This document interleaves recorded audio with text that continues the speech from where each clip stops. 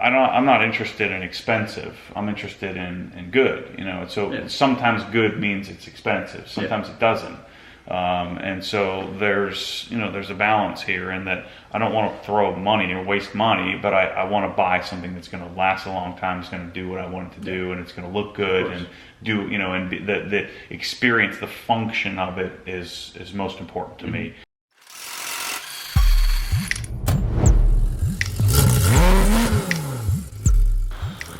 All right, so I've been procrastinating on doing compressed air. I need an air compressor, and I've been procrastinating on it because it's super technical.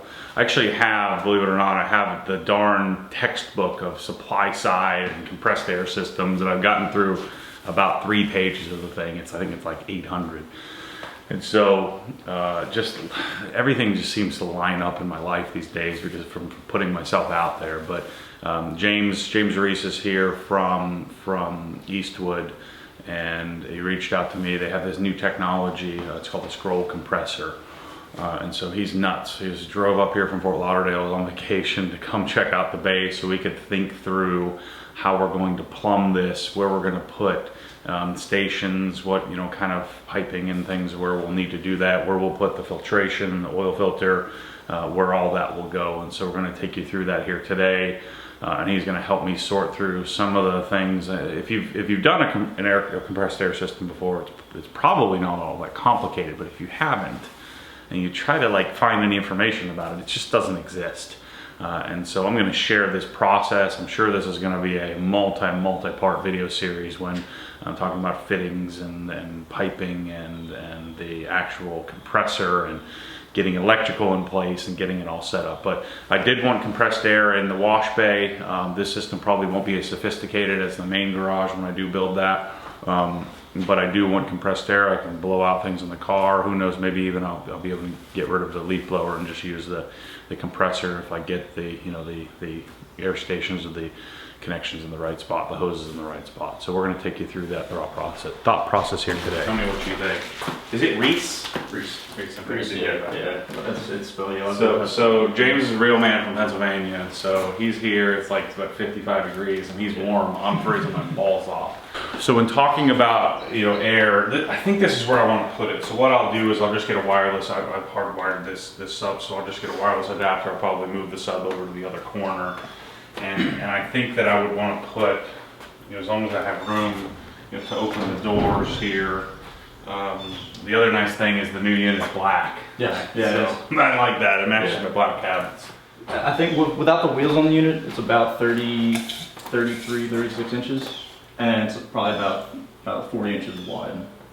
But I don't know if you want to keep the wheels on it or not. Yeah, I would probably mount it fixed. So I have a solid, 42 or so inches. Even if I came into the window area a little bit, the window's at 30. Yeah, and the way that it's shaped, the top cover has the one side's flat, and that's where the radiator is for the cooling radiator. And then the other side kind of slopes away. And on the sloped away side is where the pressure regulator and the output is on the right. So if you kept it like this with the output over here. Then you could have that side fixed, not to worry about lines coming off, and have your cabinet doors right there. The only issue then is we'd have to get the line, because I don't want to run the lines in the wall. And so I've been talking to Prevost, which kind of fits my style of, you guys represent rapid air, so we may do rapid air. I'm not really sure exactly what system we're going to do, but we're going to do some sort of system. The advantage we have is this is all 2x6 open. There's no insulation, so we can run right up the wall. Well, I was thinking if with that output coming out here, if you have the wheels off of it, I mean, the unit's not unlike a traditional compressor, so there's no pistons, it doesn't vibrate. So without the wheels on it, you really want to have to mount it fast because it's just a rotating mass in the the scroll side of it. So it doesn't move around too much. Gotcha. And it doesn't vibrate a lot. Like I said, it almost sounds like your clothes dryer, your dishwasher. So do you think, let's say that the outlet is here, could we sneak it back around and then up the wall? You really don't want a lot of hard angles. Yeah. With that air compressor. So you can mount it either way, you just turn the part that says Eastwood around? Well, it has these on both sides. So Okay. it's from any angle. It doesn't matter. Yeah, Okay. yeah, So what I would probably do is actually mount it I would guess I'd probably actually mount it facing this way because this is all open. I don't have to worry about blocking fire and breaks. if you're going to come off, and you probably utilize one of those outlet covers there, Yeah. and have it run into it there and shoot it up. Yeah, just have it so it clears the doorway. Right. Or the cabinet. So what about, we were talking about this, what about filtration, oil filtration, stuff like that? Could I just put it right here? Well, so this unit has an oil filter built into it just because of the nature of the scroll itself, but you really want to have your filter about 50 feet from the output of the compressor. Okay. And that'll not only help with the output pressure, it essentially increases your tank size, but also moisture is, when you compress air, no matter what kind of compressor it is, scroll, screw, a traditional piston compressor, it creates heat, and heat in air is moisture. Right. So and it's super humid here, so we're going to be creating all kinds of water. So what you want to do is have about a 50-foot run off the tank, and that'll help dissipate a lot of moisture, and then allow you to better filtrate the air after that 50-foot run because a lot of the moisture will be dissipated. So, forgive my ignorance here. So we wouldn't put it here. The other thing is, don't those things don't you blow them off? And so I guess I wouldn't want to put it inside because it's blowing crap all over the wall, right? So now, every compressor will have a moisture drain or a tank drain at the bottom. This has that. Since this is a horizontal 30-gallon tank, it has that at the bottom. Now that's a standard MPT fitting. So you could potentially just run that tank drain if you want to bore a hole here and run that drain to the outside. And one thing you get is an automatic tank drain. So when it's on, every 45 minutes it'll do like a 2 or 3 second burst of the drain. So this is all crap I didn't even think about. So I need a tank drain, and then I need to drain the filter too, right? Correct. Because I want clean air. Yeah. I mean, my cars are dialed in, so I want the air dialed. So the compressor will have a manual tank drain on it. So you can manually drain the tank, and we recommend any compressor manufacturer will recommend that you drain the tank every time you use it. Either before some people do it before and after. Some people just do it before. And so if I don't want to deal with any of that, I just get an automatic tank drain and it'll suck the water. So what happens when the compressor is running and it's creating compressed air, which creates heat, heats moisture. All that moisture tends to, if let's say the tank was clear, you would see that moisture around the outside of the tank. And if you run the tank up to full pressure and it shuts off and you don't use it, once it cools down, that moisture will settle to the bottom. That's why the tank drains at the bottom. Right. So trying to drain it as it's running is not. I mean, it'll work. You'll get moisture out because the air will be escaping at that one point. But once the tank cools down, the air cools down, it actually settles to the bottom. Right. So having it at that 45-minute mark with the automatic tank drain, it allows you to, if you're using it intermittently, it'll settle and then you'll be able to dissipate that moisture. Right. I'd rather take the extra measures and just make it bulletproof, so I don't have to freaking deal with it. Yeah. And with the one that's automatic tank drain, it's easier to do it. I mean, what do they cost? $100? Not even. Yeah. Yeah. So, all right. So we would have the unit sitting here, looking pretty. I can come in because I'm all about function, but it's always cool if it looks cool, like our pressure washer, our cabinets, and all that stuff. And so then we would run. Just thinking here, so I'd run all this is open up top here, and so I'd make probably snake a run and just make it longer. And I'm thinking about where we would put the filter system. I would probably put the filter out here. So we would put it on this wall out here. Blow it off, and no one's really even coming out here. Depends also where you want your drop downs, where you want your fittings, or where you want all your ports at. Because with that, you generally want your output to be relatively close to your filter. I mean, you may be in the position to actually have multiple filters.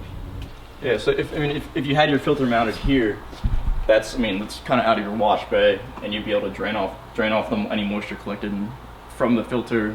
Right here, and it'd be close to the outside. I mean, it'd still be kind of, and you're on the concrete pad here, but be off to the side of them.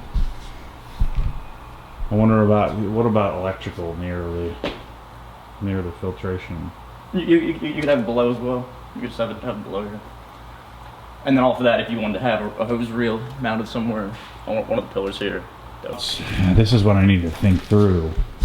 Like, I would probably want to put something here next to these outlets.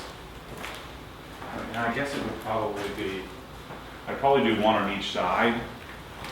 Do a drop, do it so that I could, do one of the wall fittings. You know what I'm talking about? Yeah, Where I don't want a hose, but I could then just put a hose. Yeah, you could have a quick disconnect mounted. Yeah, quick disconnect here, quick disconnect there.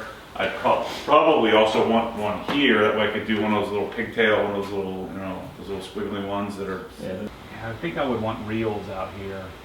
It would probably be even cool to like mount it up. If I did all pre-vost out here, right, I guess it just depends on what products we use to complement the compressor. Because like I told you on the phone, I love the idea of being able to create a package much like I have with the pressure washer. Mm-hmm. You got to create a system that people can purchase, and so, or at least understand how to make it work. I know compressed air isn't as simple as a pressure washer, because we have tube and piping and stuff to run all over the place. But yeah, I have to really think about. I would probably do 4 drops. I would do here, so front of the car, back of the car, and front of the car, back of the car. I mean, why the heck not? So I'd do 4 different reels out here, so I'm fully covered. The other thing to consider is if I did some sort of 180-degree boom pole, so I could run air around the car. Well, you could even have, if you want to mount it to the ceiling, you could have one in the front, one in the front, one back. Yeah, that's another thought. Because I mean, the way the hoses work, they have a plastic block on them. It's just a clamp on the hose. You can move that, so you can make the drop as far as high or low as you need. So you can make it at arm's reach if you wanted to mount it from the ceiling. Yeah, I'll have to wake up at 3 a.m. about 50 times to figure that out, how that's going to look. And so what do we need? So we need 220. 220. Yeah, it's a 30 amp 220 plug. And I've got the box right there. The box so right there. Simple. Mm-hmm. We need a regulator, a dryer, filter regulator, dryer. filter. And then I need all the separate, fittings and connections, and obviously tools. Tools would be a whole nother thing that I can figure out. All right, so this thing is prototype, right? So this doesn't really even exist yet, and so we're just going to show you the Instagram version. So this is what we're talking about, what the unit looks like. And so this is a scroll compressor. Very different technology than what I normally would consider, which would be a piston operation. And on this compressor, everything happens right.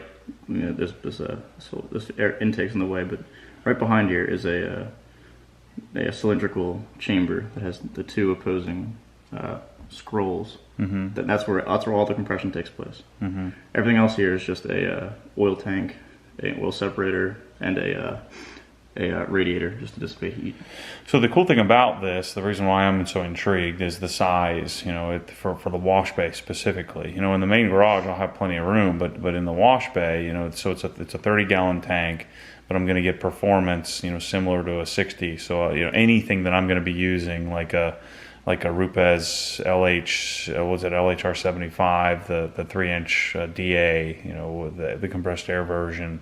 Or if I'm doing, any kind of, using any kind of air tools or anything like that, it shouldn't be a problem.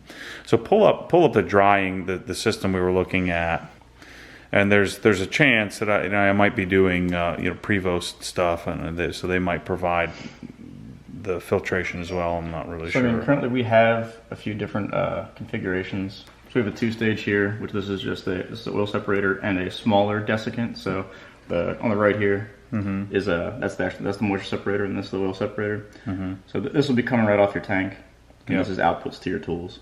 So this is the 2-stage system, and then this is a 3-stage here. So this has the filter regulator, the oil separator, and the desiccant dryer with a much larger capacity dryer. Mm-hmm. I mean, for what you're looking for is probably more something like this. Mm-hmm. But in some of the drop downs on the outer areas, you could have this as your main, as your like your cleanest air, which would be this one here. But then another version of it, which would be equally as good for maybe for actually in the wash bay. You could have two of these. So these are kind of an all in one filter, dryer, regulator all in one. So air's coming in here, and then you have your filter, dryer, desiccant all in one, and then a regulator off of that with a big T handle. So we would do that right before like my 2 hose reels or something, right? Correct. Yeah. I could probably even mount those in the attic. You still want to get to these to be able to change them out, because this is what I was talking before with the these have the internal desiccant that you have to change every so often. Gotcha. Not very often, but I mean if you're using the compressor a lot, you Right. have to change it more often. Go this a little further just to see a bigger picture of it. Yeah, so there's our pressure regulator. Correct. This is our oil separator, and then that's our desiccant, which basically cleans the That's air. the dry. Right? That takes out all the moisture. Right. Yeah, the other thing that I could consider is actually do a full-on dryer somewhere as well. We drop ship one now, which is actually a refrigerate dryer. So it's essentially an air conditioner for your air system. Yeah. Actually, I'm going to do it long ways here. This is the entire wash bay. Here's the the opening. And so we would have the compressor here, right, mounted. And so this is where I would put my, I forget the symbol, but this is where I'd have a 30 amp. And then I would probably again have the outlet come here, and then I guess it would have to 90, right, out of the compressor. And so our airflow is going this way. And then, then we go up the wall. So so our compressed air will run up the wall. We could probably, like you said, we could even consider running it back down and then back up. So this is again up the wall, and then we're going to come with that. So when you have it come up here, you have it come back down. One way you can create almost a natural desiccant is if instead of having it tee off down here, you have this be a valve here, terminate it there, and then you pull the next run off the middle of that, and then have it come back up. So like I said, like the moisture is naturally going to sink. So you have a valve here to blow off any moisture there. Yeah, so I mean, I guess theoretically, again, I could have that valve on the outside. You have the valve on the inside, and just have the tube run to the outside. Well, if I've got this wall exposed, I would just put the valve right on the outside there. And then we're going to run across and out to here and have our system, our filtration system here on the wall. Correct. I mean, if you want to have it down lower below that outlet, if you ran it below the window there, that would be right. Yeah, but I don't want to see it as I'm walking out the sidewalk. Well, I'm saying you have it in the wall. Right?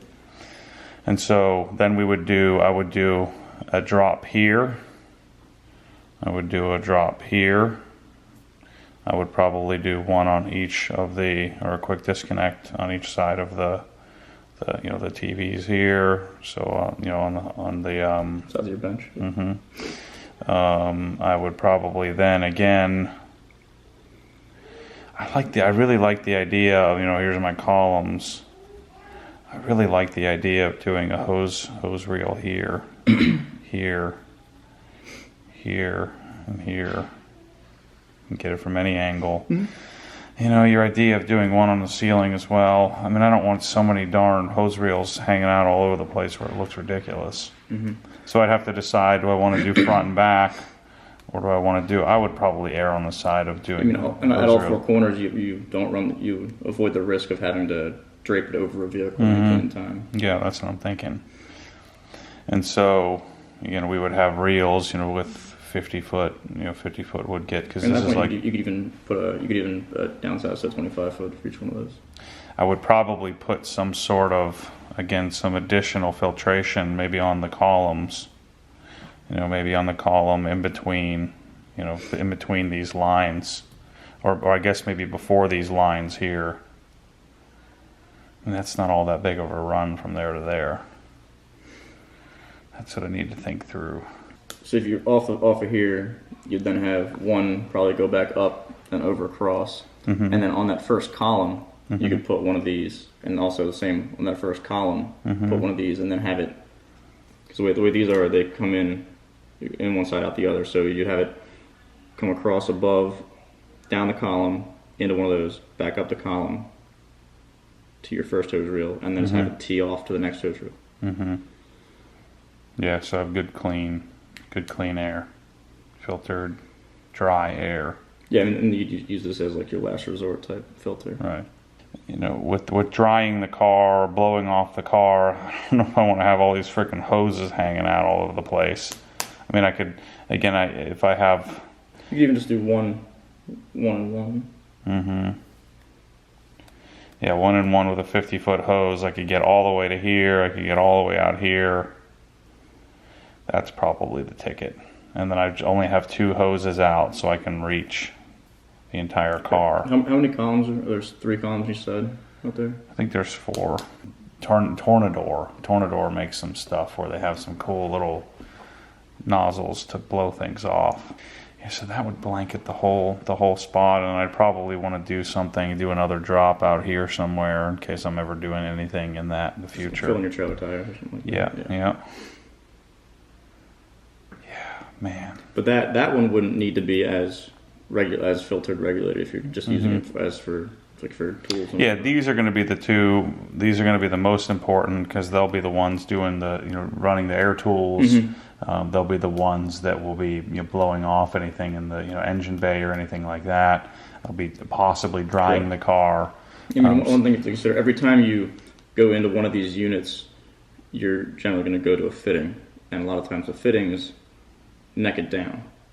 So every time you're necking it down and bringing it back up to a full-size pipe, unless you're using larger fittings, which is possible.